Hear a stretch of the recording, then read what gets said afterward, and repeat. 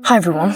I recently watched Obsession and my gosh, it is one of the best horror movies I've ever watched in my life, and I've analysed every scene and I've found that I can really link it to the stuff that I discuss on this channel really well, and I think people don't really understand the magnitude of how much of a message it gives out to people, how obsessive we are, not even just in love. I think it demonstrates how people can become obsessive in every aspect of their lives. So throughout this video, I'm going to go through all the scenes, go through all the aspects, all the themes, all the different characters and their values, and how everything in this movie can be linked to a really serious problem that we have in our own society. So I hope you enjoy. If you're watching this video, be aware that there's going to be a lot of spoilers, and I will talk about the ending, talk about the middle and the start, obviously. So if you haven't watched the movie, I'd highly recommend watching it if you're going to watch this video.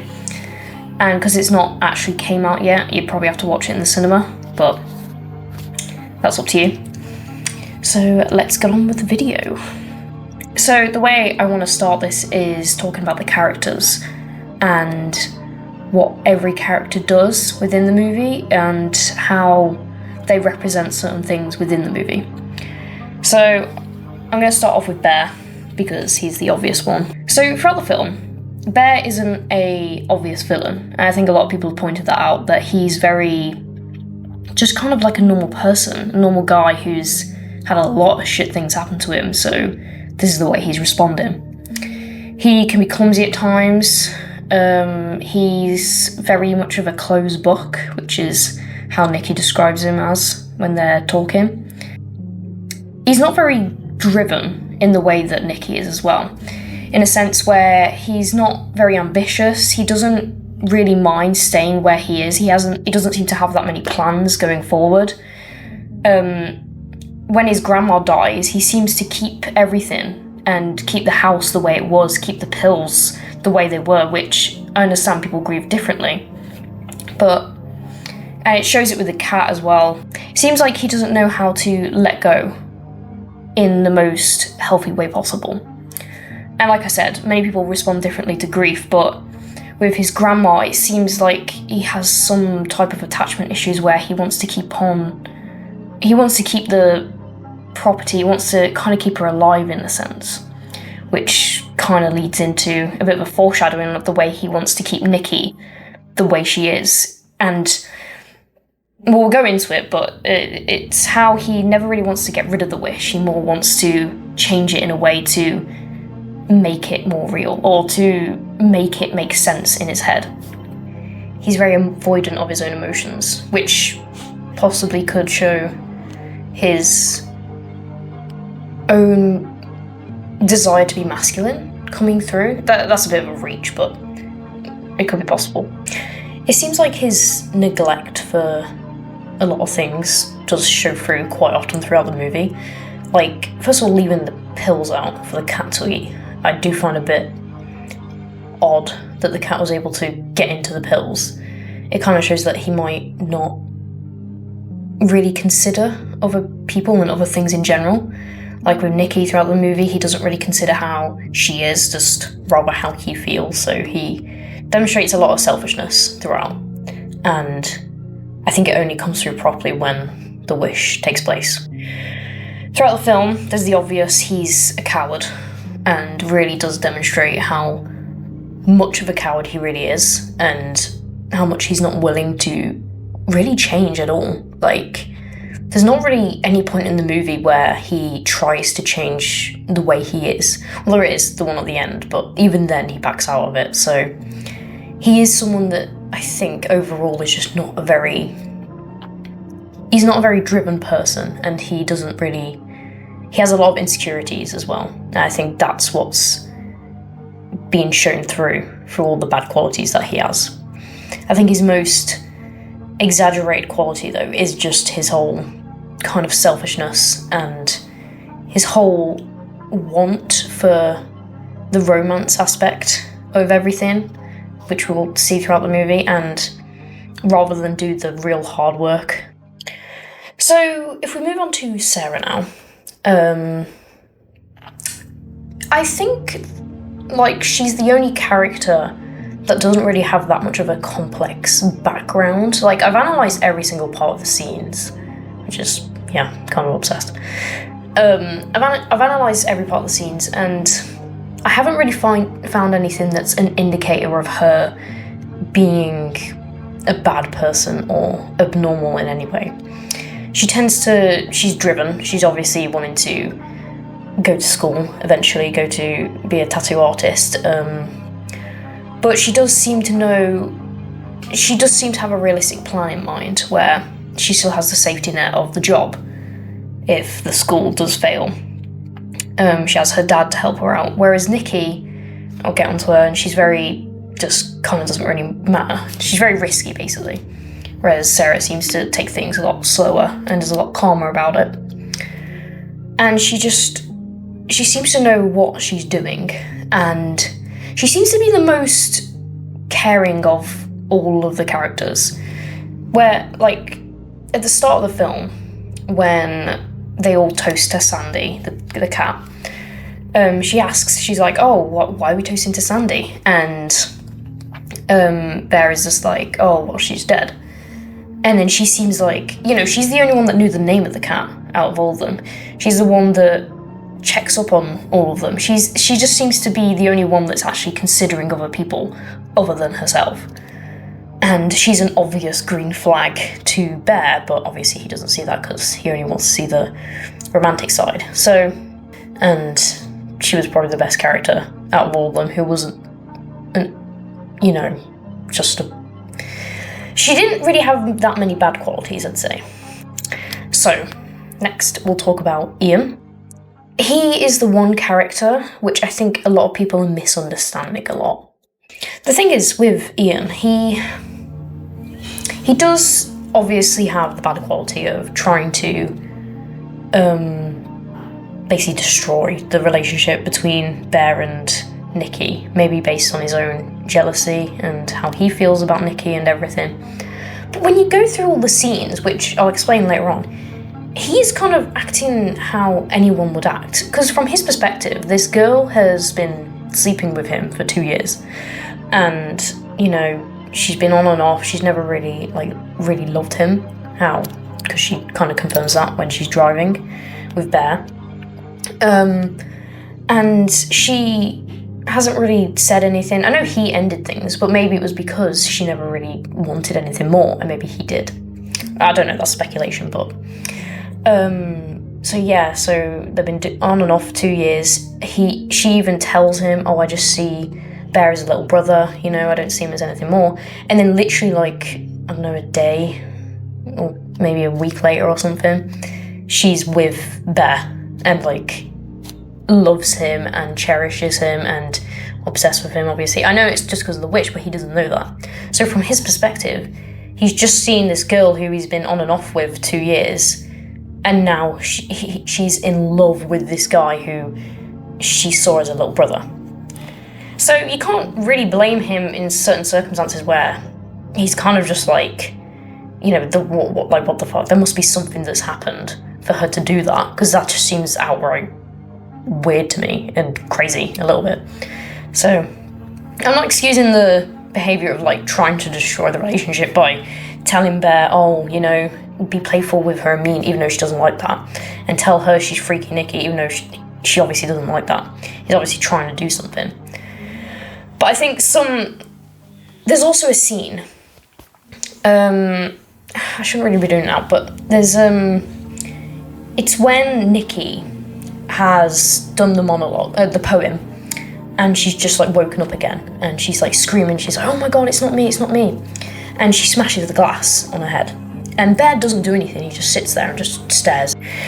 It seems like he's more worried about being embarrassed rather than helping her. Right? And if you hear in the background, Ian is actually being help her, to Bear, go and help her. Is she okay? And it seems like he's the only one actually, compared to Bear, checking on her, making sure she's okay. And throughout the movie, he's asking, it feels like Bear's taking advantage of her. He points that out, she's going through a mental health crisis and you're with her. So, he does obviously care about Nikki a lot. And I think a lot of people miss that with Ian. So I do understand he is trying to sabotage the relationship, but you know, there are some. He is also like really stupid. I'll say that. You know, that's shown at the end, really. But yeah, no, he's not stupid. He's just very ignorant, I think. But yeah. And now the obvious star of the movie. Yeah, the actress, she did amazing. Playing as Nikki, and oh my gosh, she did an amazing performance there. And I think there's so much to say about her, so I'll try and simplify it as much as I can. So, with Nikki, and I think there's a lot of things that I haven't seen so far. I could be wrong, but from what I've watched from other people, Nikki isn't actually... She's not a bad person, but she's also not really a good person. And you can hear me out here, because... So I can talk about all the different scenes, but it seems like she's very...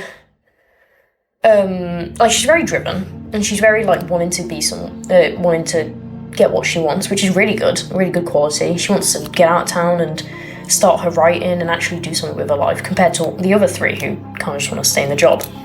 So I'll give her that. Obviously that's a really good quality. But I think there are times where you see throughout the movie she can be quite selfish. So, for instance, she's known Bear since they were children, considering the poem and the way... I think there's some things that she said that they've known... Oh, with the house. With the old house and the new house. She showed that she was there as a child. So they've known each other for quite a while. And I just find it a bit weird that she never knew what Bear's cat's name was.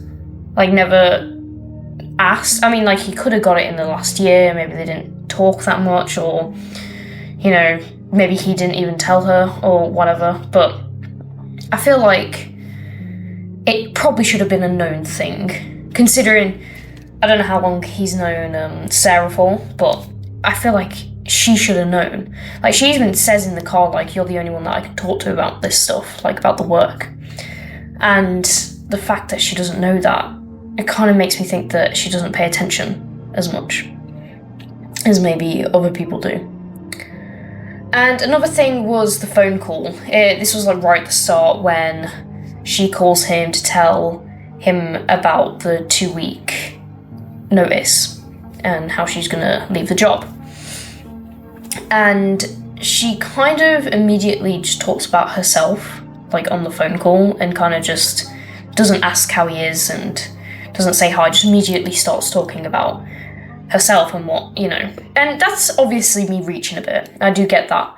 But I think it kind of presents her as someone who doesn't always think about other people as much as, you know, I think she gets very involved with her own problems and maybe forgets to ask how he is, or ask what what he's doing and how he feels about certain things.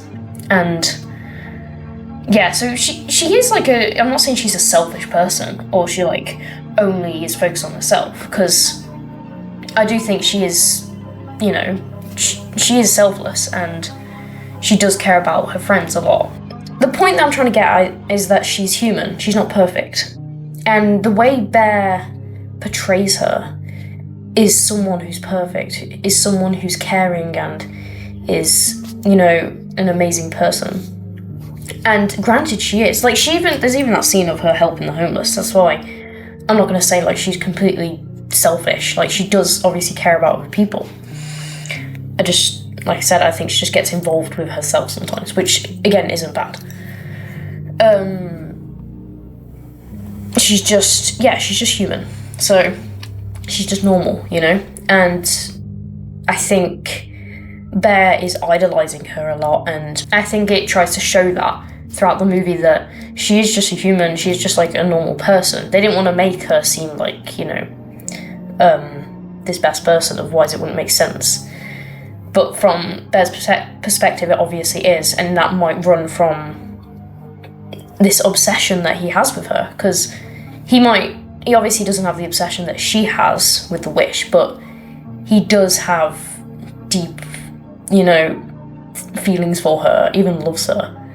And I think it's shown that quite well throughout the movie.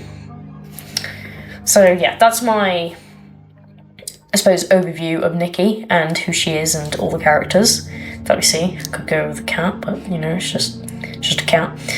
I could talk about the customer service, and the phone guy and the people in the shop and stuff like that. And I think it's definitely one of the creepiest things I've seen, where they're also nonchalant about everything, almost like it's just like getting a product, It is getting a product. It's like buying something off Amazon and then getting a bad review. It's not really a big deal. So obviously in this universe, it's seen as just a normal thing that you can do.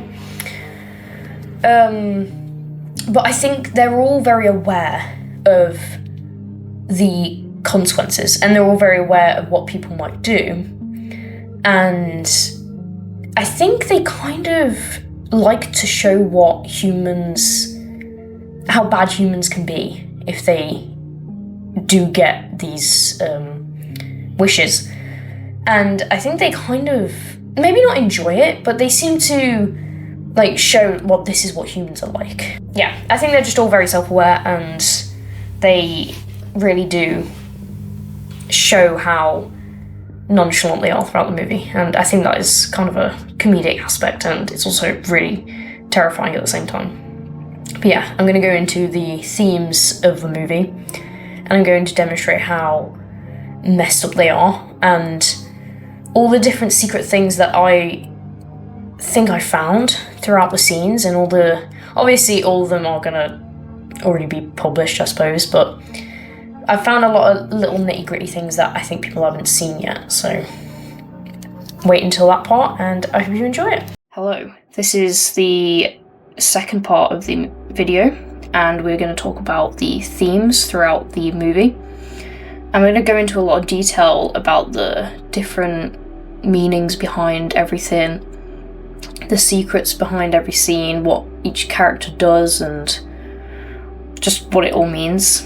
And we'll conclude at the end about how this can link to society, and how it is one of the best movies to come out in this modern era, and how it can really help us it can make things a lot clearer, I think, if you interpret it in the right way.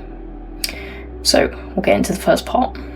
So we got the confession scene, and I think this already shows Bear and Ian not being great people, just by the fact that they, as soon as they're done kind of using her, using the waitress as to confess his love to Nikki, him and Ian are just like, okay, you can leave now. They've just wasted this girl's time, and, they don't care. They don't really care about wasting her time. So they seem to be quite selfish people. Even from the get-go, we can get that.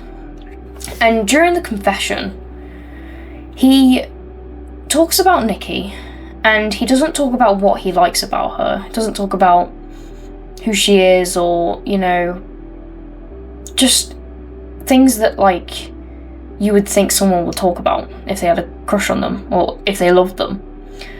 But he just talks about how she helped him through a hard time, which is, it's decent. And then how it's always about him during the confession. It's always about how he's feeling, how she made him feel.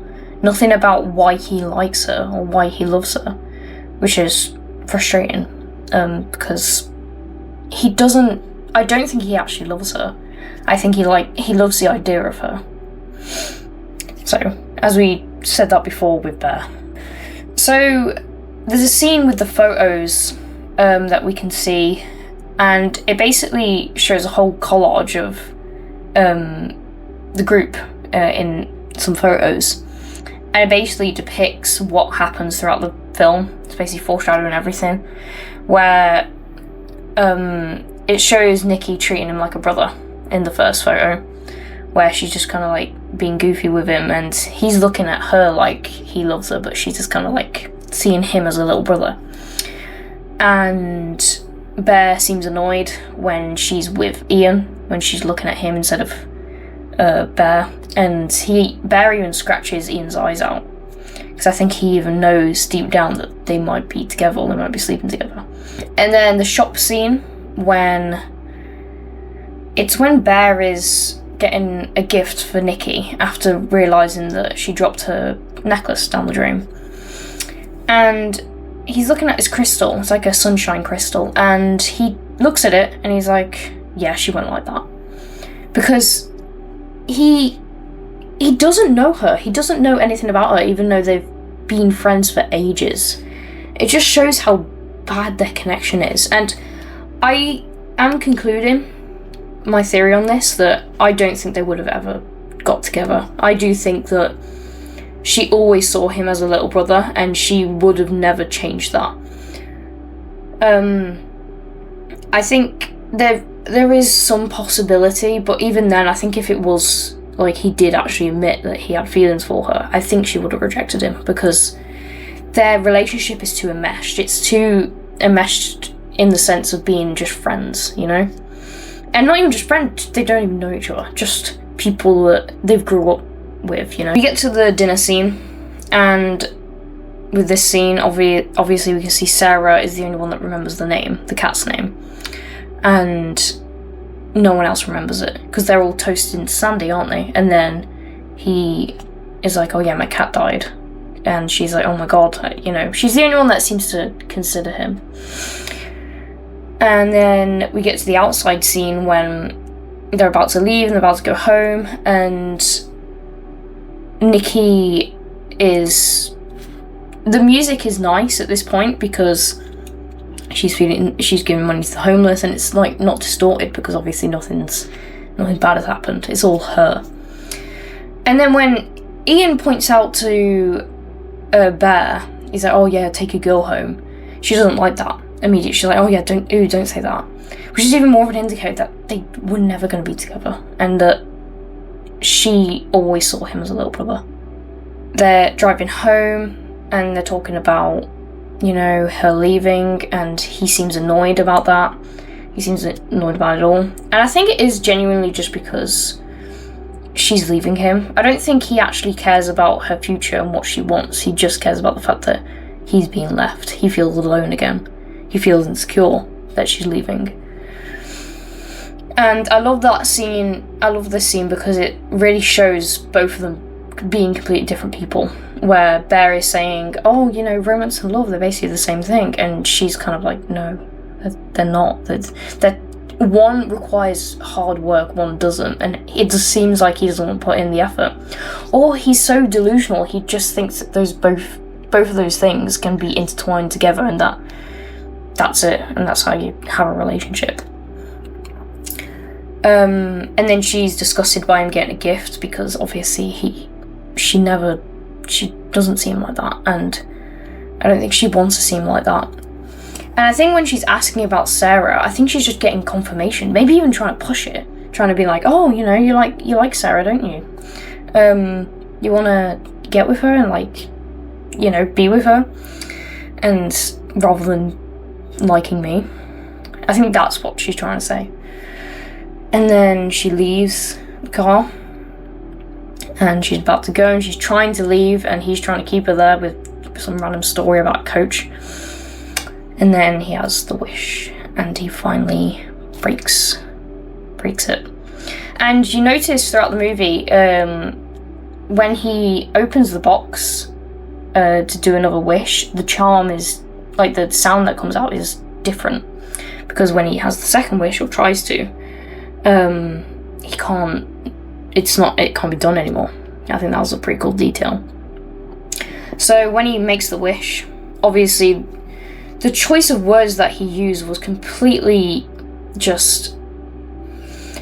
it was just so disgusting. It was awful. It was just like, I want her to be so in love with me more than anything, more than anyone. I just want her to love me. I feel like it's such a depraved comment to say. And I get, like, obviously he didn't know what would happen, but I think it just shows everything about him and how he looks on her. And because he made that wish, that is exactly what he got, and that is what he's gonna get. So when he breaks the wish, she comes out. And I think at this point, the freaky Nikki, she's adjusting. She's not fully transformed yet because I think the freaky Nikki is trying to use the real Nikki's mindset to see if it can work. To see, it's like if you're testing out something and you're like, can I use the original parts, you know? Can I use her mindset? Can I use her wants, her dreams, and the way she thinks about people? And it's like, it's trying to use her empathy, trying to be like, you know, oh my God, I'm so sorry about, you know, what's happened. And another thing to point out is the freaky Nikki goes, oh yeah, I'm so sorry about, you know, my cat and everything. It gets confused. And I don't think it's just confusion. I think it's actually just trying to imitate what he's doing. It's kind of like it's trying to be human again because it's adjusting to a new thing. This not entity, because it's not an entity. It's her uncovered, distorted self is trying to adjust to being an actual human.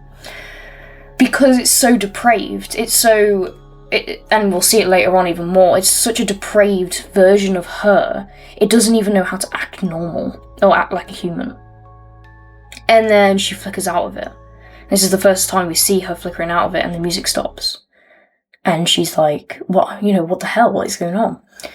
And I think the way I look at it is it's like she's just blacked out, and like she's gotten too drunk, right? And it's like when you're blacking out and you have snippets of what you're doing, but you don't know why you're doing them. So right now she doesn't know what she's doing, and she doesn't know why she's doing it. She just thinks that this is just really weird, and why is she acting like this? And when she's like sitting in the car and she's just put her head on the dashboard, she seems to be crying. She's making the crying sounds, but she's not actually like she's not moving. Like, wait, have you ever cried before and you've just gone still? Tears coming down your face, you're just still, not like moving your shoulders, not like, you know, stressed out. It's because, and it's the reason that she doesn't move throughout the thing is because freaky Nikki doesn't feel anything. She just is imitating everything because she can't feel it. She can't feel the emotions that real Nikki feels it. Like, the real Nikki inside feels everything, but the fake Nikki doesn't at all. And you'll see that throughout the film, with the horrible when Bear and Nikki are doing something together. You can see there freaky Nikki doesn't feel anything. It's kind of like it's like a puppet. It's like it's using the body, but the body doesn't feel anything. So yeah. And then get to his house, and another thing that I noticed is freaky Nikki has heightened sense. So when she gets in the house, she can like smell him. She says like, "Oh my God, it smells like you," and that's like, you know, normal humans can do that. But it's also throughout the film, like she knows where he is all the time, it seems like. She knows what he's doing. Like at the end of the film, she notices him like shaking his head. Even though I analysed that scene multiple times and you cannot see him shaking his head, but she can sense it. So it does show that it is a supernatural thing. It is some weird, you know, it's obviously not normal. And then she breaks out again. This is the second time that she's broken out. And this time, she does freak out fully because she realises this is not her. This is not her self-controlling this. She's not being herself at all. And she doesn't know where she is right now because when she woke up from the kiss and then immediately was like that. Another thing that to remember is that the way I look at it is like the wish needs to be fulfilled. It's like a bucket that needs water in it constantly, right? And it needs this love constantly. But once it gets fulfilled, like once the obsession happens and he's in love with her and he's kissing her, right? And he's saying all these things and he admits that he loves her. It's like the real Nikki breaks out again. Because the freaky Nikki lets her guard down and is like, oh, well, I fulfill my wish now. I don't need to try as hard to keep the real Nikki in. Then when that happens, the real Nikki can break out again. And then whatever's been fulfilled goes all the way back down. So then she needs to try, even needs to get all the way back up again. It's like if you're going up a hill and you finally got to the top, and then someone pushes you back down. You need to go back to the top, and you get pushed back down. And that's what I think that's how the wish works. So he then looks at the forums online, and he sees that it's mixed, results from the wish, that some people are saying it works, some people are saying it doesn't. I think that's a really cool thing that they added, because it shows that it is like just buying a product. It's nothing different from if you were to buy an item on Amazon and then you'd get it and it's just a bad review. Now we see at the start of the film that when the wishes happened, Nikki still can kind of act like herself. Almost like it's not fully transformed yet. And I know, the wish on the box when he's opening it, it says the wish takes 24 hours to take place. And it's nearly been a day now, and she's kind of in and out of who she is. She's not fully crazy, because she's not fully transformed, because it hasn't been 24 hours. That's why she's kind of adjusting to this new body, this new Nikki. She gets to the house, and this is when she's in the dark for the first time, and it's just glowing eyes, because she's fully freaky Nikki now. She is fully transformed, I guess. And she's talking about how, I've liked you since December, and, I've liked you since Christmas, and that is already a lie, because she was sleeping with Ian at that time, so we know now that the freaky Nikki can lie, a depraved version of her, obviously. And another thing during that conversation is, and it's even more of an indicator of her trying to be human, is she points out to Bear, she's like, oh, you didn't take advantage of me, right? During that night when they kissed. Now, imagine if someone comes up to you, right? And you kissed them the day before, and, you thought it went amazingly. And then they go up to you and they're like, oh yeah, by the way, you didn't do anything bad. There was nothing bad, and, you didn't do something without my consent. You would think, oh, what, why are you bringing that up? That's a bit weird of you to bring up. And then, yeah, you'd feel weird about that. And the freaky Nikki kind of says, oh, well, I'm just trying to tell you that you're not taking advantage of me. Because it doesn't understand that saying certain things is weird. Saying that is weird. Saying that out of the blue is just a weird thing to say. But she doesn't see that. She doesn't understand it. Because she's so just not human. She's not human anymore. She's not Nikki anymore. So then we get onto the montage. And we see them being happy. We see them being fine. And it's all romantic, like Bear wants. And I genuinely think, because Bear is so focused on romance, he gets bored. He gets bored because he doesn't have to try anymore. There's no game to play, And I think it's genuinely him that kind of messes it up at the start. I don't think it's the freaky Nikki. I think that could have went on for a lot longer if he didn't get bored of her, Because he always just liked the idea of her. He never liked who she was. So then we get onto the dinner scene. And you notice that she's not remembering anything she said bad about Bear, because she's obviously programmed to always be obsessed with him and he does no wrong. And he points out to her, he's like, oh yeah, you called me a closed book before. And she's like, no, I didn't. I don't remember that. And he's like, yeah, you did. You said it before. And she's like, oh, I must have not. I don't know why I said that, because it can't remember the bad things it said. And that's not a good relationship. The fact that what she can never point out is flaws. Just think of that in a normal relationship where, it's healthy to point out your partner's flaws, and she can't do that. So, yeah. This is also where Bear finds out about the phone, like over the phone with Ian, finds out how she actually felt about being a little brother to her, and that her dad isn't actually dying. And I think he is starting to figure out that, okay, maybe the wish did actually work. And he even asks her, she freaks out. And the reason she freaks out is, I think it is a manipulative tactic, but not intentionally. Like, obviously, the Freaky Nicky doesn't understand manipulation, but because it's so distorted, the wish, and it's made her that way,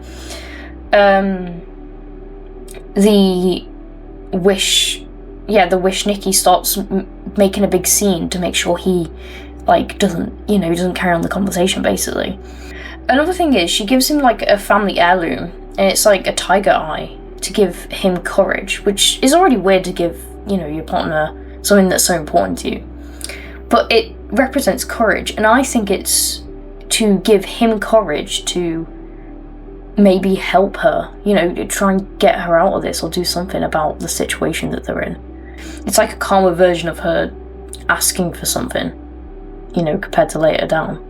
And then we get the scene, the awful scene with them two. And you'll see on her face she has no emotion and she's making noise, but she just has no emotion. And I think that is both of them coming through. The Freaky Nicky has no emotion because it doesn't really feel anything. And we'll get into how it feels, but it doesn't really feel anything physically. And the real Nicky does. She feels everything, and she is just so... I think you can even see a tear, possibly. And she's just so, like... I think that's the part where real Nicky got messed up in the head after that. Because that is assault. And Bear, he's ignorant to it. He knows that the wish might be taking place, but he's choosing to ignore it. He's choosing to ignore the fact that she might not be able to give free will. And I think that's awful. That is his depraved self coming through. His depraved self and the wish's depraved self. And then we get to the bed scene. I hate that scene. It's disgusting. I can't deal with the crying. It's so weird. But the exaggerated cries, I think that's to show... I think the Freaky Nicky's trying to show that, oh my god, I'm feeling this way, like, so much. It's trying to do an exaggerated version because it can't cry by itself. It can't do it, normally. And another thing it says is that Freaky Nicky doesn't like dreaming because the real Nicky comes out. So we get to the morning scene, and then this is when she's waiting there all day, and 12 hours straight she's just standing there, smiling at a door, waiting for him to come back. Like, even a dog knows to, like, use the bathroom, eat, wait for its owner, but, have its basic needs fulfilled. And she can't do that. She's worse than a dog. She doesn't know how to act without him. She's nothing without him. It's why I also think the taping of the door is maybe... It's her being scared of him leaving. I think that's one thing. Like, she relies on him a lot now, obviously, because of the wish. And it's to prevent anything coming in as well. She just wants him. She just wants him, and that's it. Nothing else to come by. But yeah. So she really can't live without him, basically. And I think when she's there, I think she eats the cat. Again. I think she's cooking the cat and she eats it because... and then that's why she gets ill. That's why she, vomits and everything, because she's eating, like, meat that's gone rotten, so... And then we get to the phone call with Corey Barker, because he is the guy. He's the phone guy. And I love that scene so much, because there's a really good quote that he says, and Bear's trying to get, he's trying to get an understanding of how she is, basically, like, whether she's functioning okay. Yeah, he basically asks the phone, he's like, oh, is it real? Is the love real? And the phone guy, he's like, just because you chose this for her doesn't mean it's not real. which is kind of indicating that even though the Freaky Nicky doesn't feel anything, the love is still technically there. Like, it is feeling this, like, exaggerated version. Like, I think it feels emotions. Like, I know it doesn't feel physical things, but I think it feels like emotional things. Because it wouldn't be able to do half the things of what, like, without the emotions. So it might be real, but it's not her wanting to do it. Like, someone can make you do something, right? And you know, you're not wanting to do it, but it's still real, it's still happening to you, it's just not your choice, you know? And I think the phone guy, he's even like, he's trying to get Bear to understand that this is what you did, and now you have to take accountability for once, you know, for your actions. And that basically he has a moral obligation now to take care of her, because this is what he did to her. Or you do the alternative, you you off yourself. And obviously Bear doesn't want to do either of them, as we can see. And then the phone guy even tries to show him what she's going through, and it sounds like hell. And Bear's so ignorant to everything, he doesn't even like think, oh, maybe I can talk to her and get to know where she is right now, what she's doing. But he doesn't want to consider that. He only wants what's best for him. It's why he even at the start of the phone call, he's like, oh, how can I alter the wish? Not get rid of it immediately, he's asking how to alter it. Knowing that she wouldn't have consent for it, he would still be fine with, as long as it's more calmer for him, basically. So now we move on to him going into the house with her, and he can just see everything that's happened, how depraved, the wishes, and I think this is him witnessing everything. I think I'll just go straight into the poem, because the poem does show a lot, it represents everything. So the whole talking about her breast getting bigger and all that, it's like Bear was watching her grow up, and the only reason he really started liking her was because the only reason he started liking her was because she got more attractive. He liked what he saw, basically. And I think the old woman reference is maybe a reference to the grandma, and that maybe the grandma tried to set them up before and it didn't work until now. And now this whole brother-sister relationship is getting enmeshed because the wish is forcing it. It's forcing a love, a romantic love, onto a brother and sister love, so it's becoming an incestual love. And then it talks about Hansel and Gretel, that's the reference, and that Gretel knows that he'll never leave, basically. She knows that Hansel will never leave and will always basically do stuff with her, even though he knows that it's his sister, but he'll carry on anyway. And I think that's real Nicky saying, like, I know Bear will just carry on. He'll carry on ignoring the fact that I am his sister. I'm kind of like his sister. I'm being manipulated by this wish, and I'm just going to let it happen anyway. And then obviously the end of the poem, it shows that it is just from the willow tree. The love would never have happened without it.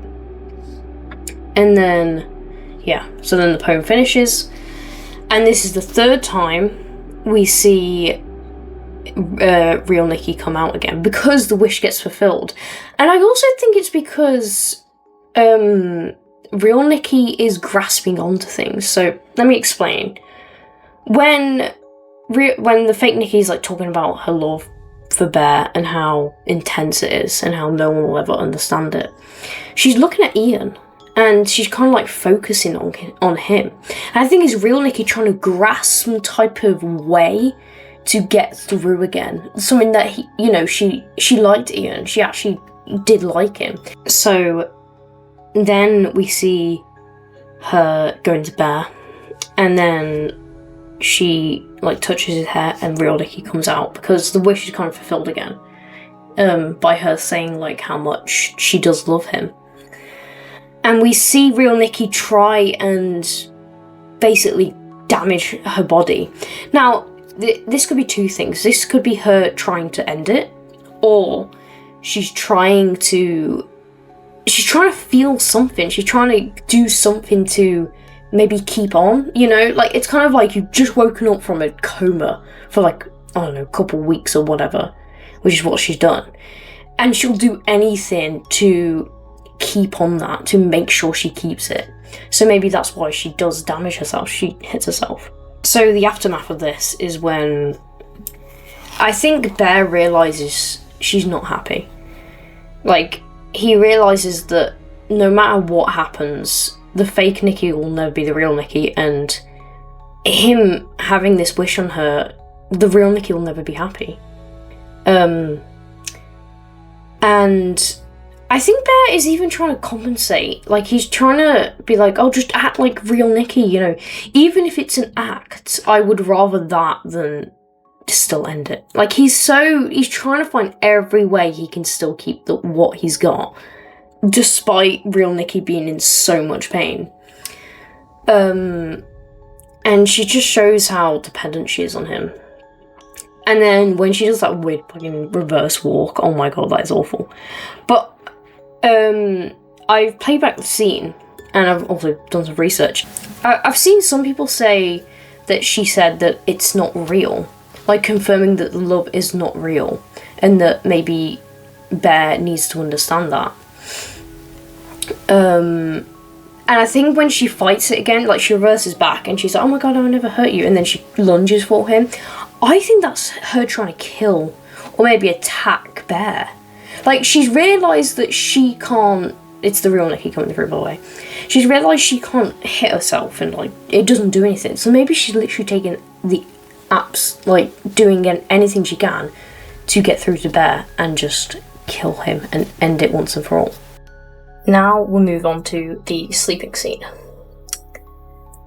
And I think it's the most harsh scene, just because it just shows how much stuff she's went through at this point, and her literally begging Bear to kill her because of everything she's went through wherever she is. I mean, my predictions is that she's in her own head, not being able to control her own body, and she's just in such a place where she has no control over anything, and she's obviously in pain.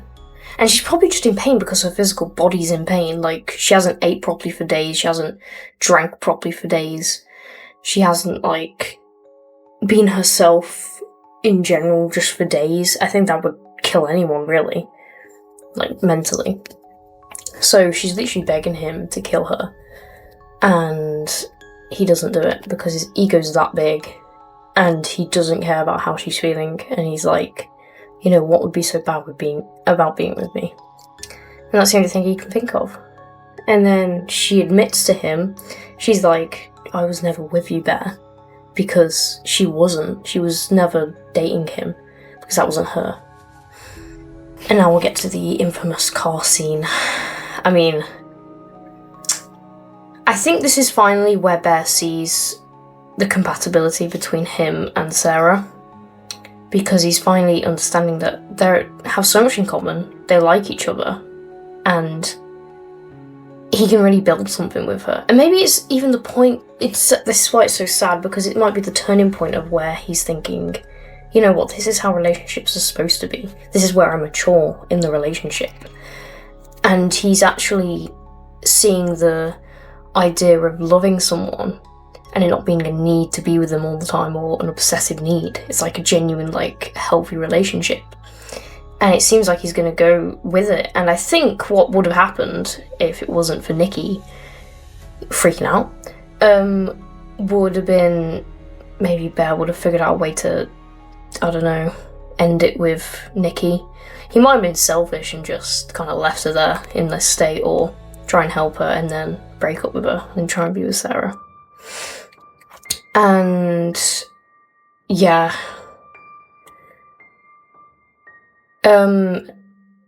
the whole scene with the death, it's just the fact that she goes from normal, like, looking around, normal person to just, you can't even recognise what she is anymore. You can't even recognise that she's human, barely. And it's just such a scene. I was not prepared for it. A lot of people were, but I was not. I did not expect her to come there. I thought, like, maybe they'd do something later on, but oh my gosh, it was awful to see. And even when he's realised what's happened, and he's like, just obviously shocked, you know, from what he's seen, he still helps move the body. But maybe the realisation comes when he opens the letter that she got, and she actually got in. He realises everything he's destroyed, just in general, and that it literally cannot happen anymore. And it's the only time he actually takes action to do something about it, when he goes to the shop. So the shop is the customer service, and they're just like nonchalant. They're just like, yep, this happens, we're used to this and everything. And he seems okay. Like, the shop clerk is like, oh, I made my wish and I was okay. So it just made me think that it's not like monkey's paw. And the clerk even suggests, you can hear like in the background, he's like, oh, you could just die as well. It seems like death is not very looked down upon in this universe, which is kind of cool. So then Bear buys the willow again, and he tries to break it, and it's a different chime this time, because, like I mentioned before, it's different because obviously he can't make a wish anymore. So then he goes to Ian, and he's obviously explaining everything. And she invites Ian over, actually, and I think it's either to kill him, so Bear can be all to herself, or to just maybe show him something. Like, there could be two ways that could have went. Either she was trying to kill him, or she was maybe maybe it was real Nikki trying to get help. Like, real Nikki breaking out again and sending the text, you know? But obviously, speculation theory. And the worst thing that Bear could have said in that situation was, oh, you can have her now. Like, he's just went from, you know, like, oh, like, Ian's like, you know, I want to help my friend, to my friend is basically, like, accusing me of just wanting this girl, you know, not actually wanting to help him. Like, he's like, kind of hitting his ego a bit. And then what, does he expect Ian to just react normally to that? Like, I don't know why he said that, but yeah. So then we enter the house again, and she has a shrine to Bear, and a dead cat's also there, I think, from what I've seen, and the photos are there, and it's just everything just been... The music is so distorted at this point. Like, it does progress throughout the movie, and it's just completely distorted. Like, it's still nice, but it's just completely distorted. And she has his stuff on the shrine. And then when we see Nikki, she has Sarah's clothes on, and she has the tattoos, and she's smoking a cigarette like Sarah did, because she's trying to be like Sarah, be like the person that he apparently loved or liked. Is why she keeps asking, why don't you love me? So she's trying to... It's like the freaky Nikki's trying to understand, why doesn't he like me? He asks to, like, get her to like him, so why doesn't he like me? It's like if you gave someone a glass of water and you said, just drink the glass of water, and then you took it away, and then you're going to be like, okay, how am I supposed to drink it if you're just taking it away? And that's what Bear was doing throughout the film. He wished it, and then he took it away by leaving again, freaked out, obviously. So from her perspective, she just doesn't understand, why is he not loving me the way I love him? And obviously it's because it's impossible for him to love her that way, because the wish was so depraved, and it was so supernatural. Like, it had to have supernatural action take place for it to occur. And she even said that in the poem when she was mentioning the love at the end, the willow being a symbol of their love.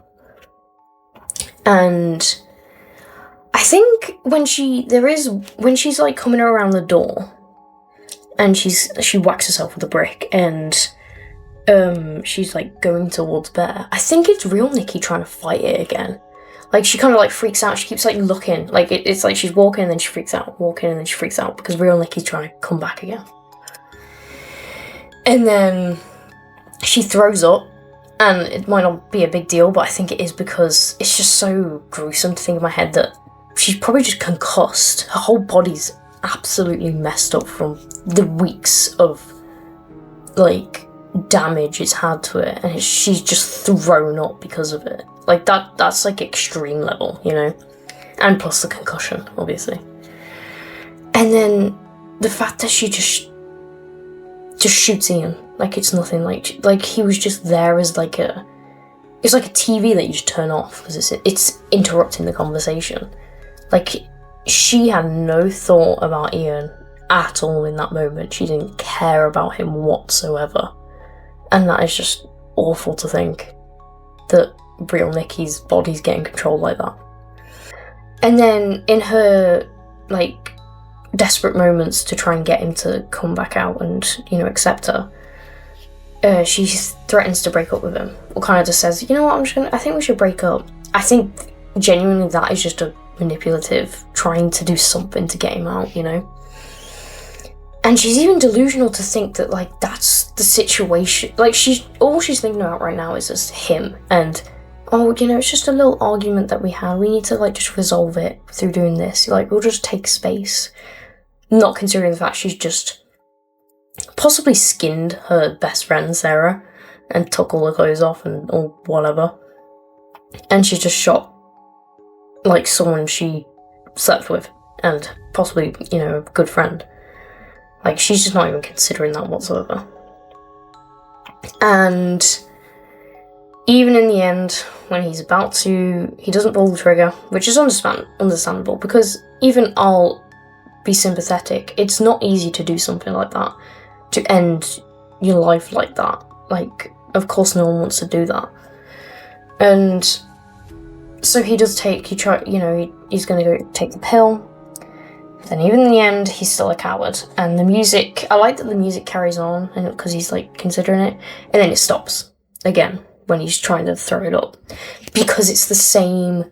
It's him. It's him. Then this whole him, like, you know, being the martyr. I guess he's like willing to sacrifice himself for her, and you know the music's playing because it's like this imagined, like, you know, amazing scenario, when in fact he's not that person, and he'll never be that person, because he wasn't throughout the entire film. And I think it's just perfect, the way the music stops. So he didn't realise what happened when the willow broke. And I think that is really cool. It shows that, like, his last memory was of him trying to throw up the pills, basically.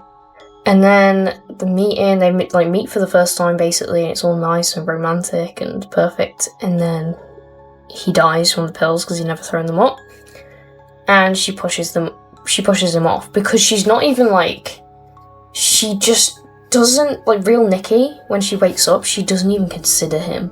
Like, he's nothing now. He's not even just nothing, he's just like this thing that caused all this. Like, I don't know if she's feeling angry towards him or actually just nothing towards him after everything she's been through.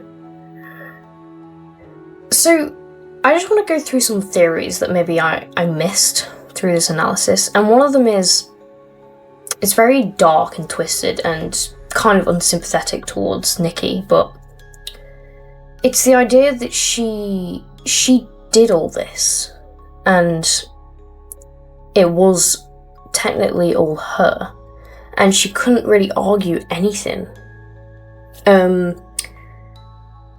We know that the Freaky Nikki isn't really an entity. It's not a different thing. Like, it is her, because it can't just like add. It's not a demon. We know it's not a different person. That's like, it's a part of her. And if it's a part of her, whatever came out during this whole thing, meaning, you know, everything that she did, was her deep down. It just never was brought up.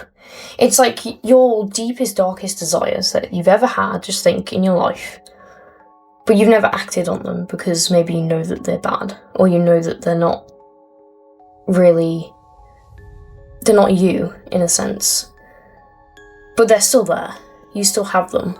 You just might not be either not conscious of them or you ignore them. And I think the wish needed to bring... That's how it did it. It brought everything up from her out into the open. And obviously it's not her fault in the sense that, like, she chose it, but it is her fault in the sense it was her. Like, she can't go to court and be like, oh, well, it wasn't me. It was a different version of me. And granted, yeah, it is a different version, but it's still her. Like, it doesn't matter if it's a different version, because it's still her that acted on it. It's not like obviously she can argue the insanity case, but I think it's just rough for her, because then she might look back and actually feel pretty guilty, because she's thinking all those desires came from me, technically, and maybe, like, it is all my fault. Hello. So now we have finished analysing every single scene, we can get into how it links to everyday scenarios. Obviously the theme is obsession, and it showcases how obsessed someone can be for another person. And it did it, like, ridiculously well. And I know obviously it's at the extreme end of what would actually happen in a relationship, but I think it does really show, like, there's a lot of different concepts in there where it shows real life scenarios. Like when Nikki was about to, she was threatening Bear to do something to herself. Like that is something that does happen. People do manipulate people like that. And when she's crying and she sits down on the floor and she's just so desperate, it shows that it shows like a manipulative tactic where you convince someone that you just, like, can't live without them, basically. And as a society, we are obsessed with everything. We're obsessed with money, some people exercise, some people pleasure, success. And I think in society, if you don't have an obsession with something, or you're not completely and utterly doing it all the time, you're deemed as unworthy. Like, it doesn't... You as a person, you're not beneficial for society. And I think it's really showing the movie, it's really giving a message out there, like, you need balance. Like, everything needs balance in life, and I think having an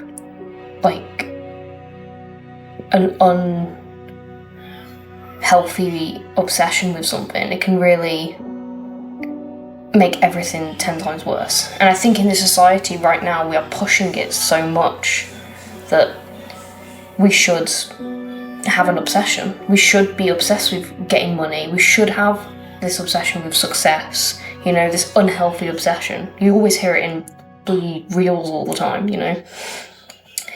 And I think the message is that we need balance in our lives, and sometimes we do need to take time away from it so we can get our thoughts back, We saw Nikki at the start, who was a healthy person, trying to get her life sorted, to a deranged, obsessed person. Like, it wasn't good what she was doing, but people would say it's like, well, she was obsessed, she was obsessed, she got what she wanted to do. Like, let's say it was the other way around, or is a different idea that she was obsessed with getting money, right? And she just became absolutely obsessed with it. I don't think a lot of people would actually look at that and be like, oh, that's not, that's a bad thing. Obviously, we don't know what it would have been differently, but I think we just need to be aware of taking time away from it. I think it really demonstrated real love isn't romance. It's not like, and it shouldn't be. It's not a good thing if it becomes that, if that's like the only thing that happens in your relationship, it's just romance. And we do showcase though that it's like a good thing to become obsessed with a partner. Like, I can give you some examples, like the Titanic. She got literally obsessed with this one guy in 2 weeks. And then we can turn to Twilight, right? She literally was tempting death after a 6-month relationship. Granted, it was her first relationship, but like, to do that, like, that is an exaggerated thing. And we all look at Twilight, even me, I love Twilight, right? And I loved it as a kid. But now looking back at it, it was not a healthy relationship whatsoever. She got so obsessed with this guy, literally could not live without him. She even basically said that, she could not live without him. Like, that's not a good thing. We should be able to live without our partners if we break up, you know? We should be able to be our own person without them. Like, she completely lost her identity, basically, and who she was. And this movie really does depict the reality of these situations very well. And it's like the messy parts that people don't want to hear. And it's why it's such a work of art. So, thank you for watching this video if you got this far. And let me know what you think of my analysis, and if you would like more videos like this of me linking it to this channel, linking movies to this channel. So yeah, thank you very much.